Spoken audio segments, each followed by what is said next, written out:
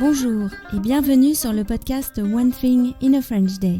Aujourd'hui, mercredi 7 avril 2021, cet épisode, le numéro 1973, s'intitule « Chez Pauline, le bureau devient une chambre », deuxième partie.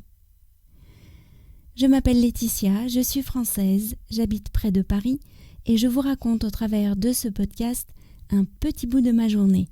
Abonnez-vous pour recevoir le texte du podcast ou plus, comme les notes, les tournures de phrases utiles ou encore les photos sur onethinginafrenchday.com. Il y a des photos aujourd'hui. Aujourd'hui, nous retournons chez Pauline. Dans l'épisode de vendredi, Pauline nous a présenté son bureau.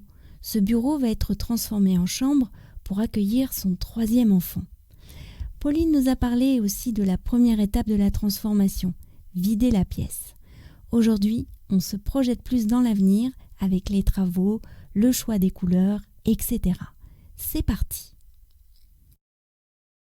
Donc vous allez faire des travaux. Est-ce que tu as des idées de thèmes, de couleurs auxquelles vous avez déjà pensé ? Alors en termes de travaux, ce ne sera pas des gros travaux. Je ne sais même pas si j'ai envie de mettre de la peinture. Je pense que sur un pan de mur, on va mettre un peu de papier peint. Voilà. Pour la chambre de ma fille, il y a du rose poudré. Chez mon fils, c'est une couleur vert d'eau. Et je pense que dans cette chambre-là, j'ai envie de garder principalement le blanc sur les murs et de rajouter que ce papier peint, peut-être une touche un peu, mais tout en douceur, de ocre. Voilà, c'est moins foncé que de la terre battue. Donc c'est un peu entre du beige, du marron, mais un peu chaud. Oui, c'est un peu lumineux aussi. Ça fait penser au sud de la France. Vous avez choisi du mobilier pour cette nouvelle chambre ? Alors là, on est vraiment dans la phase où je regarde un peu ce qui existe, ce qu'il y a sur Internet ou dans les magazines. Et j'ai quelques idées. Moi, j'aimerais une nouvelle commode. Voilà. Je pense que je vais la prendre dans des tons clairs pour rester épuré et lumineux dans la chambre. Mais un côté un petit peu vintage, un petit peu rétro, qui me plaît bien. Pour le lit, en fait, on a déjà un lit à barreaux en fer forgé et il me vient de ma sœur. Donc, j'aime bien aussi le côté transmission qui est joli. Donc la commode, le lit à barreaux et après il nous faut une table à langer. Donc ça, je pense que je vais prendre une petite table à langer qui prendra pas beaucoup de place parce que finalement ça dure pas si longtemps que ça de changer les couches. Voilà. Et pour les premiers mois, on va s'offrir un berceau. Voilà. Je remarque que dans cette pièce, il n'y a pas de plafonnier. Le luminaire, c'est une question que vous vous êtes posée ? C'est vrai qu'il n'y a pas de plafonnier, donc il n'y a que des lumières indirectes aujourd'hui. Moi, j'ai deux lampes posées. Et du coup, j'aimerais bien avoir un petit plafonnier ou une petite baladeuse qui arrive le long du mur.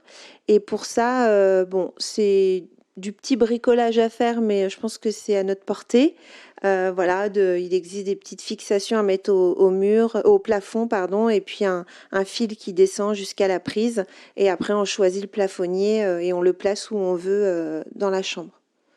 Voilà. Reste à savoir où positionner le lit, la commode et l'assise. Tu as dit que c'était ton bureau pour l'instant, donc c'est l'endroit où tu travailles et où tu fais ton pilate. Et tu te vois travailler où ensuite ?